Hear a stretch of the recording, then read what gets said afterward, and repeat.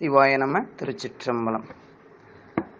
அரைசனே அன்பர்க்கு அடியனேனுடைய அப்பனே ஆவியோடு ஆக்கை புரை கனிய புகுந்து நின்றுருக்கி பொய்யிருள் கடந்தமை சுடரே திரைவரா மண்ணும் அமுதத்தென் கடலே திருப்பெரும் துறை உரை சிவனே உரை உணர்வு இறந்து நின்று உணர்வதோர் உணர்வே யான் உன்னை உரைக்குமாறு உணர்த்தே. சைவத்தின் மேல் சமயம் வேறில்லை, அதில் சார் சிவமாம் தெய்வத்தின் மேல் தெய்வம் இல்லென்னும் நான் மறை செம்பொருள் வாய்மை வைத்த சீர்திரு தேவாரமும் திருவாசகமும் உய்வை தரச் செய்த நால்வர் பொற்றால் எம் உயிர் துணையே. ஈராண்டில் சிவஞானம் பெற்று எந்தமை கண்டார் இணைத்தால் போற்றி நாராண்ட பல்லடியார்க்கு அருள் புரிந்த அருள் நந்தி நற்றால் போற்றி நீராண்ட கடந்த நகர் மறைஞான சம்பந்த நிழல்தால் போற்றி சீராண்ட தில்லை நகர் உமாபதியார் செம்பதும திருத்தால் போற்றி. செருக்குறும் மனம் சிதைந்து சிந்தையை கருக்கும் ஆணவ இருளகற்ற தருக்க சாத்திர ஞானம் பெற்று உய்ய அருக்குருநாதரின் திருவடி அடைக்கலம் புகுவாம். திருச்சிற்றம்பலம். ஈத்தெம்மை ஆட்கொண்ட எந்த பெருமான் அருள் தரும் சொக்கநாயகி அம்மை உடனுரை அருள்மிகு சோமநாத பெருமானின் திருவருள் கருணையினால் உண்மை விளக்கம் என்ற நூலில் இறைவன் எவ்வாறு உடனாக இருந்து அனைத்தையும் இயக்கிக் கொண்டு இருக்கின்றான் என்ற உண்மையை இன்று உணர்வதற்கு பெரும் வாய்ப்பினை கொடுத்து அருளி செய்து கொண்டிருக்கின்றார். அவ்வாறு அருளி செய்து கொண்டிருக்கும் இறைவனின் திருவடித்தாமரைகளையும் குருநாதரின் திருவடித்தாமரைகளையும் அடிநாயேனே இச்சென்னறியில் ஆற்றுப்படுத்தி வருகின்ற ஆசிரிய பெருமக்களின் திருவடித்தாமரைகளையும் அடியார் பெருமக்களின் திருவடித்தாமரைகளையும் மனம் மொழி மெய்களால் வணங்கி மகிழ்கிறேன். அடிநாயேனையும் ஆண்டு அருள் செய்யும் சோமநாத பெருமான் அடிநாயேனை கருவியாக கொண்டு இச்செய்யுளுக்கு பொருள் சொல்லி அருள வேண்டும் என்று அவருடைய திருவடித்தாமரைகளுக்கு விண்ணப்பம் செய்து கொண்டு மனவாசகம் கடந்தார். எப்படி இறைவன் உடனாக இருந்து உயிரை இயக்கி கொண்டிருக்கின்றான், உலகத்தை இயக்கி கொண்டிருக்கின்றான் அப்படிங்கிற பெரும் உண்மையை இன்னைக்கு நாம் சிந்திக்க இருக்கின்றோம். நேற்றைய சிந்தனையில் இறைவன் எவ்வாறு ஒன்றாக இருந்து நமக்கு துணை செய்கின்றான், எவ்வாறு இறைவன் நமக்கு முதல்ல அறிவிப்பு செஞ்சான், அப்புறம் அறிவில் மேவாமல் மேவி நிற்கின்றான், உணர்த்துகின்றான். ஒன்றாக நின்று அவன் நமக்கு மற்றவற்றை உணர்த்துகின்றான், இன்று உடனாக இருந்து இயக்குகின்றான். ஆக ஒன்றை அறிவிக்கிறதும் அவன்தான், அதை உள்நின்று உணர்த்துவதும் அவன்தான், கூடவே இருந்து செய்யறதும் அவன்தான். இதில் நமக்கு என்ன வேலைன்னு தான் தெரியலை. ஆனால் இத்தனையும் செய்யறது அவன், பயன்பூரா நமக்கு. என்ன பயனாக இருந்தாலுங்க அதை நினைவில் வச்சுக்கணும். செய்யறது பூரா அவன், அறிவிக்கிறது அவன், உணர்த்துறது அவன், உடனாக இருந்து இயக்கிறது அவன். அப்போ மூன்றையுமே அவன் துணையின்றி நம்மால் செய்ய முடியாது. இருந்தாலும் பயன் நமக்குத்தான். எல்லா பயனும் நமக்குத்தான். நீங்கள் நன்மை செஞ்சாலும் நமக்கு, தீமை செஞ்சாலும் நமக்கு. நாளை இன்பம் துய்க்கின்ற காலத்தில் அந்த இன்பமும் நமக்கு தான். ஏன், அவனுக்கு எல்லாமே இயல்பாகவே இருக்கின்றது அல்லவா, ஆற்றலும் இன்பமும். பேரறிவும் உடையவனாக இருக்கின்றானே இல்லையா? ஆக இப்படி அறிவிக்கின்ற இறைவன், இப்படி உணர்த்துகின்ற இறைவன், இப்படி இயக்குகின்ற இறைவன் நீதியோடுதான் இயக்குகின்றான். அவரவர்க்கு உள்ளபடி வினையை கொண்டுத்தான் அவரவர் செய்து வைத்த வினைக்கு ஈடாகத்தான் அனைத்தும் செய்கின்றான். அதனாலதான் இங்க வேறுபாடு காணப்படுகின்றது. அவன் இச்சைக்கே எல்லாருக்கும் கொடுக்கலாம் அப்படின்னா உயிர் ஒன்றும் சடப்பொருள் இல்லைங்க. இது அறிவுடைய பொருள். அந்த அறிவு பொருள் உண்மை விளங்கி உண்மை பொருள் எது என்பதை தெளிந்து அது உண்மையாகவே உயிர் பக்கப்பட்டு இச்சைப்படணும், விருப்பப்படணும். சாமி விருப்பப்பட்ட எல்லாத்தையும் கூட்டி வைப்பாருங்க. முக்தியை விருப்பப்பட்டா முக்தியை கூட்டி வைப்பார். அதுபோல வனவாசகம் கடந்தார் இன்றைய செய்யுள்ள தொடங்கும் போதே அகர எழுத்தை உதாரணம் காட்டி தான் தொடங்குறார். நமக்கு வள்ளுவ பெருந்தகை குறளை சொல்லுகின்ற நிலையில் முதல் குறளே அகரத்தை முதலாக வைத்துத்தான் பாடியிருப்பார். அகர முதல எழுத்தெல்லாம் ஆதி பகவன் முதற்றே உலகு. அழகா சொல்லிட்டார். தத்துவத்தை அப்படியே 1.5 அடிக்குள்ள அழகா சொல்லிட்டார். 1.25 அடிக்குள்ள சொல்லிட்டார். எப்படி இந்த அகரம் என்ற எழுத்து எந்த உறுப்பும் அதுக்கு அவசியம் இல்லைங்க. சும்மா வாயை திறந்தா வந்துடும். இயல்பாகவே பிறத்தல். அதுக்கு எந்த உறுப்பும் அவசியப்பட வேண்டியதில்லை. எளிமையா வாயை திறந்தீங்கன்னா வந்துடும். அப்படி இயல்பாய் இருக்கக்கூடிய அந்த அகர எழுத்து எல்லா எழுத்துக்களுக்கும், மற்ற இருக்கிற எல்லா எழுத்துக்களுக்கும் தலைமை உடையதாக இருக்கின்றது, தலைமை எழுத்தாக இருக்கின்றது. அதுபோல நம்ம சிவபெருமான் இருக்கிறாள். ஆதி என்றால் நம் பெருமான் தாங்க. ஆதி என்பது மிக பழமை, முதல்வன் என்ற பொருள். அப்போ அப்படிப்பட்ட முதல்வன் செயற்கை உணர்வா இருக்கிறானா? இல்லப்பா, அவன் இயற்கை உணர்வினன். இப்ப மற்ற எழுத்துக்கள் எல்லாம் சொல்றதுக்கு உங்களுக்கு உறுப்புகள் பயன்படுது. செயற்கையாக இருக்கக்கூடிய உறுப்புகள் பயன்படுது.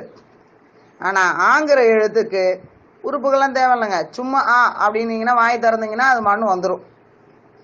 அம்மா அழகா சொல்லுவாங்க, குழந்தைக்கு உணவு ஊட்டும் போது கூட அந்த குழந்தைய என்ன சொல்லுவாங்க தெரியுங்களா? ஆக்காட்டு ஆக்காட்டு ஆக்காட்டு என்று சொல்லுவாங்க. அந்த வாய் திறத்தலுக்கு கூட குழந்தை அழுதாலே வாய் திறந்து தாங்க அழுவுது. இருப்பினும் அந்த உடலுக்கான உணவை ஊட்டும் போது கூட ஒரு தாய் அந்த குழந்தைய ஆகாட்டு ஆக்காட்டு என்று தான் சொல்கின்றார்.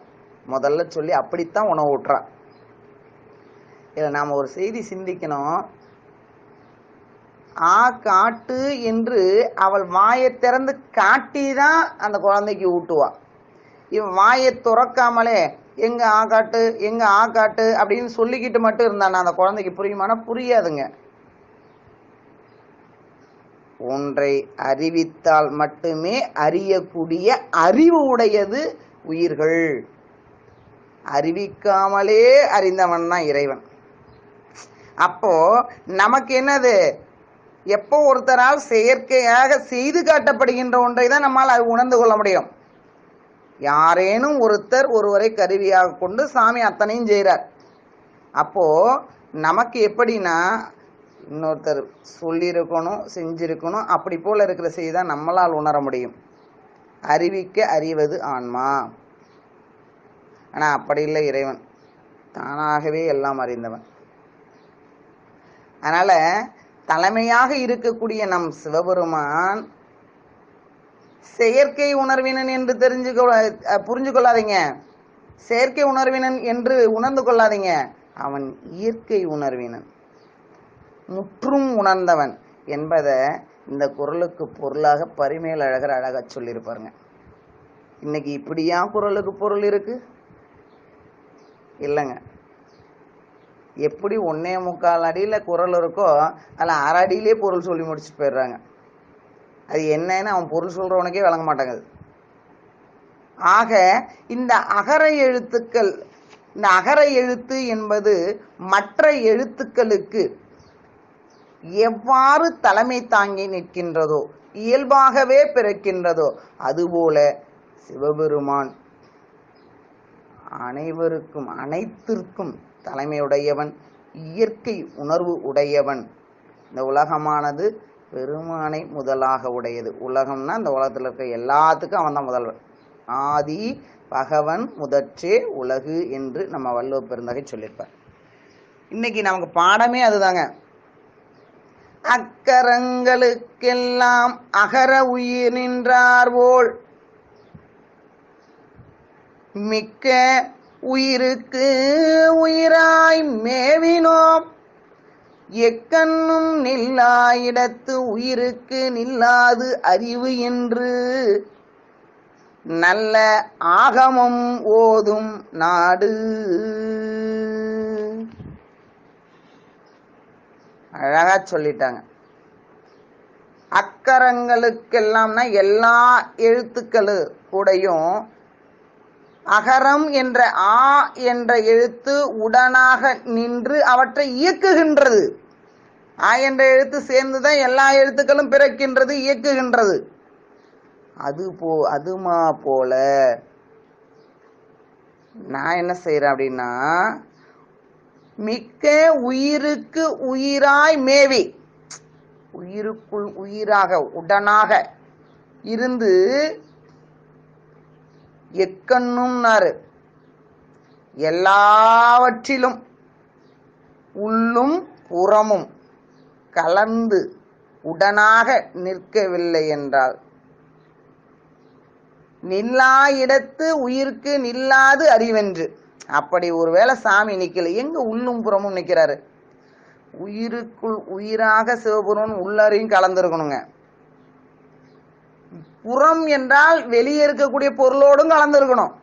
இது ரெண்டுலயும் அவன் கலந்து நிக்கல அப்படின்னா எந்த உயிரினிடத்தும் அறிவு என்பதே நிகழவே நிகழாது ஒரு காலமோ அப்படிங்கிறத அழகாக சொல்லுகின்றது இன்றைய செய்யுள்.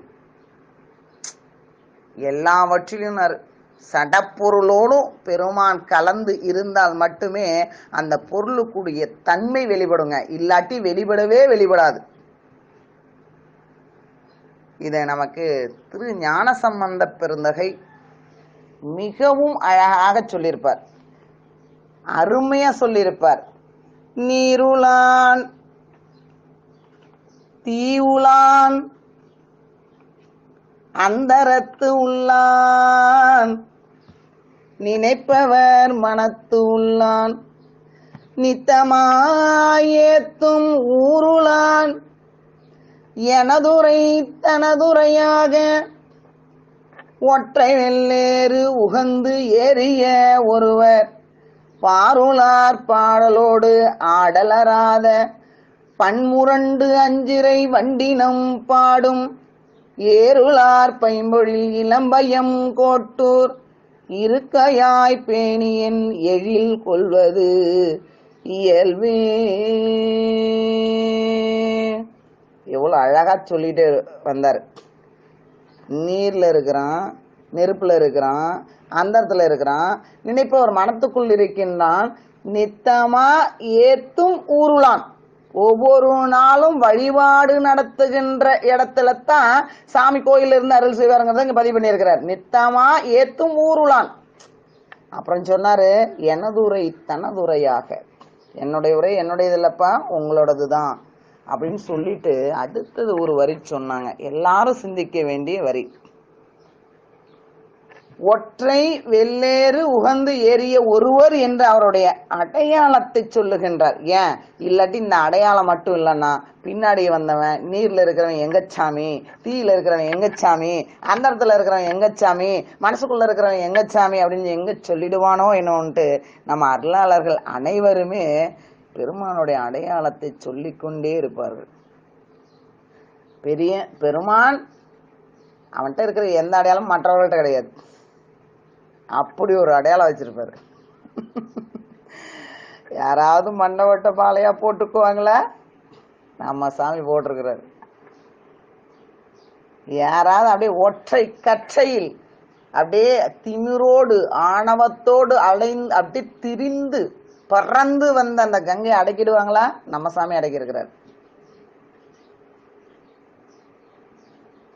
1000ஆம் முகத்தினோடு வானில் தோன்றும் என்று நமக்கு நாவுக்கரசு பெருந்தகை சொல்லியிருப்பாங்க.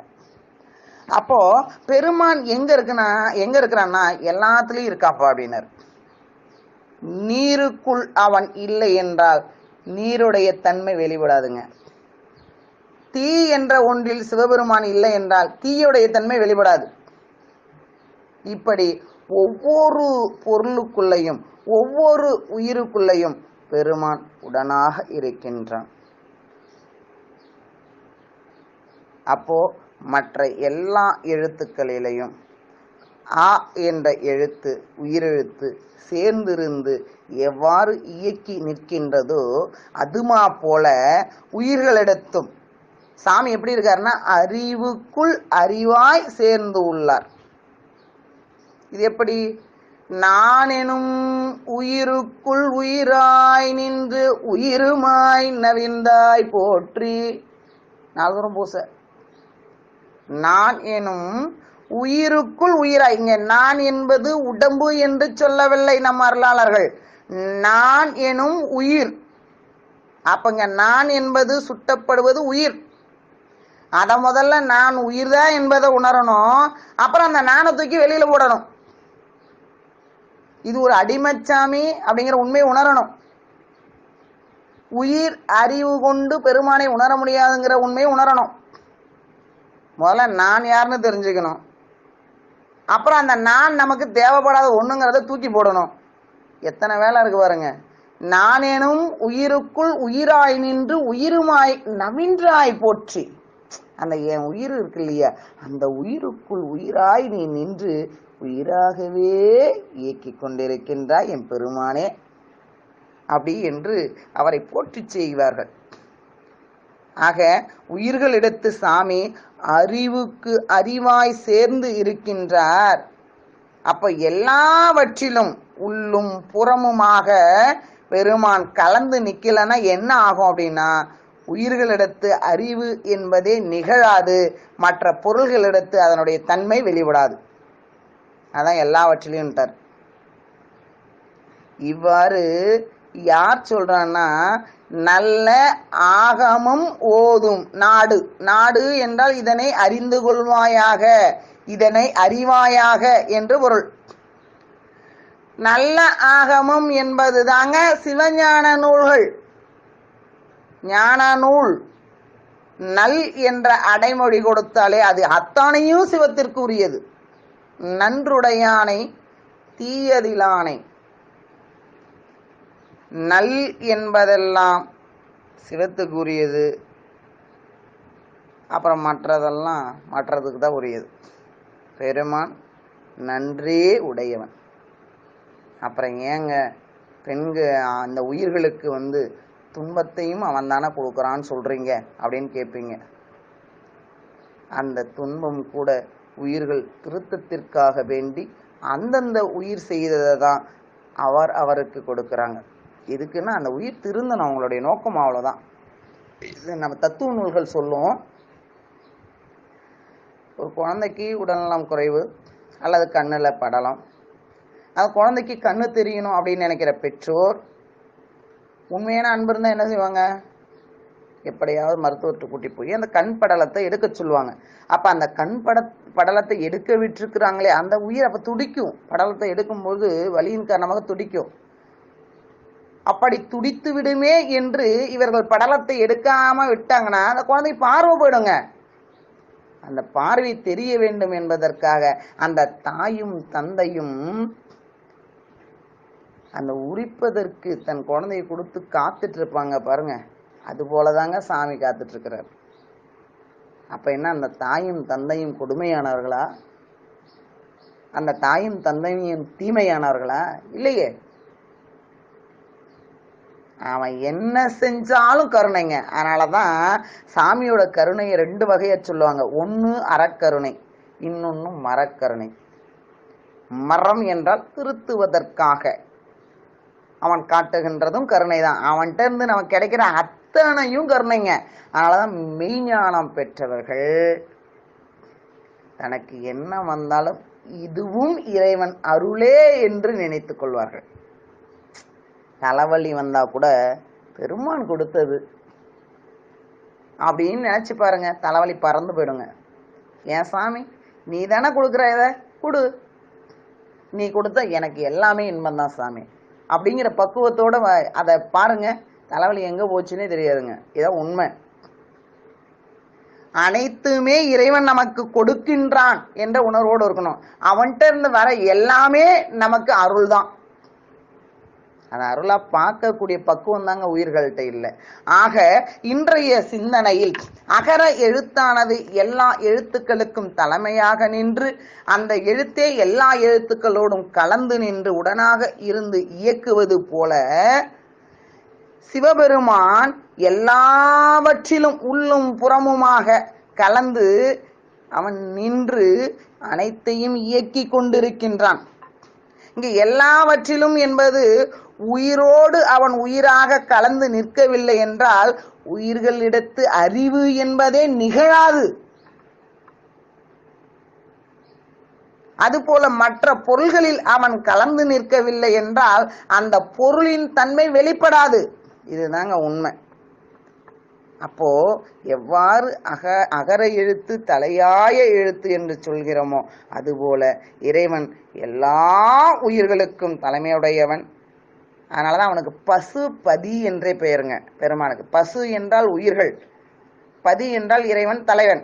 உயிர் கூட்டங்களுக்கெல்லாம் தலைவன் என்று சொல்லுகின்ற சொல் அது பசுபதி என்பது. பசுபதி ஈஸ்வரர் என்று சொல்லுவாங்க. அப்போ எல்லா உயிர்களிடத்திலையும் பெருமான் உடனாகவே இயந்து நின்று எல்லாவற்றையும் இயக்கி வருகின்றான். அதனால அவனே தலைவன் என்பதை இன்னைக்கு அழகா உணர்த்தி காட்டியிருக்காரு. ஆக இறைவன் உலகுடன் ஒன்றாகி வேறாகி உடனாகி இருப்பதை தான் அத்துவிதம். எப்படி உலகத்தோட ஒன்றாகி வேறாகி உடனாகி இருப்பதை அத்துவித கலப்பு என்று சொல்லுவாங்க. நமக்கு சிவஞான போதத்துல 2வது நூற்பா பார்த்தீங்கன்னா தெரியும். அவனே தானேயாய் இருவினையின் போக்கு வரவு புரிய ஆணையின் நீக்கம் இன்றி நிற்கும் அன்றே. 2 வினையும் போக்குவரவு செய்யறதுக்கு வேண்டி ஆணையின் தன் ஆற்றலால் தன் சக்தியால் எல்லாவற்றிலும் நீக்கமின்றி நிறைந்திருக்கின்றான். அவன் மட்டும் நீக்கமர நிறைந்து இருக்கவில்லை என்றால் இங்க ஒன்னும் ஆகாதுங்க. சடப்பொருள் தன்னுடைய தன்மை வெளிப்படாது, உயிர் பொருள் தன் அறிவு வெளிப்படாது, அறிவு நிகழவே நிகழாது என்பதை அழகாக சொல்லி இருக்கிறாங்க இன்னைக்கு மனவாசகம் கடந்தார். ஆக இறைவன் என்பவர் வேறாக நின்று உயிர்களுக்கு அறிவிப்பை செய்யக்கூடியவன், ஒன்றாக நின்று மற்றவற்றை உணர்த்தி நுகரச் செய்யக்கூடியவன், உணர்த்தான். உடனாக நின்று அனைத்தையும் இயக்கி கொண்டிருக்கின்றான். இவன் தாப்பா இறைவன். நீ ஏது என்ற கேள்விக்கான விடை இறைவன் வேறாகவும் ஒன்றாகவும் உடனாகவும் நின்று உயிருக்கு உதவி செய்கின்றவன். அவனுக்கு வேலையே அதான். ஆனாதான் அவனுக்கு ஏவலன் என்று பெயருங்க. நாம இன்னைக்கு சொல்லிக்கிறோம், என்னமோ ஒவ்வொரு நாளும் எழுந்து திருக்கோயில் ஒரு முறை வலம் வந்து பூக்களை பறித்து தொடுத்து பெருமானுக்கு தொண்டு செய்து யானும் தொண்டன் என்று சொல்லிக்கிட்டு இருக்கிறாங்க. ஆனா உண்மையில் தொண்டருக்கு தொண்டராக இருந்து ஆதிகாலம் தொட்டே ஏவலனாக இருந்து நமக்கு உதவி செய்கின்றானே, தொண்டருக்கும் சிறந்த தொண்டர் அவர்தானே. என்ன கருணை இருந்தால் அது செய்ய முடியும். ஒரு பிறவியில தொண்டு செய்யறதுக்கே நம்மளை எவ்வளவு உயரத்தில் வைத்து அழகு பார்க்கின்றான் அவன். ஆனால் எல்லா உயிர்களுக்கும் ஆதிகாலம் தொட்டே அவன் உதவி செய்து கொண்டு வருகின்றானே. இந்த உமாபதி சிவனார் சொல்வார், பண்டாரியான படிபோற்றி என்று சொல்லுவாங்க. ஏவலனாக நின்று எல்லாவற்றிற்கும் உதவி செய்கின்றவன் அவன் ஒருத்தன்தான், அவன் தான் சிவபெருமான் என்று சொல்லும் ஞானம். ஆக இன்றைய சிந்தனையில் நாம் உள்வாங்கிக் கொள்ள வேண்டிய செய்தி, நீ ஏது என்ற வினாவுக்கான விடையாக இறைவன் உயிருக்கு வேறாக நின்று அறிவித்தும், உயிருக்கு ஒன்றாக நின்று உணர்த்தியும், உயிருக்கு உடனாக நின்று இயக்கியும் வருகின்றான், அவன்தான் இறைவன் என்பதை பற்றி அழகா சிந்தனை செய்யறதுக்கு சாமி அருள் செஞ்சிருக்கிறாங்க. இப்போ அதுக்கப்புறம் இறைவனுடைய நடனம் பற்றி கேட்க இருக்கின்றோம். நாளைய சிந்தனை பெருமானுடைய நடனம் என்ன, நாதன் நடம் ஏது என்ற வினாவுக்கான அந்த செய்தியை சிந்திக்க இருக்கின்றோம். சிவாய நம. திருச்சிற்றம்பலம்.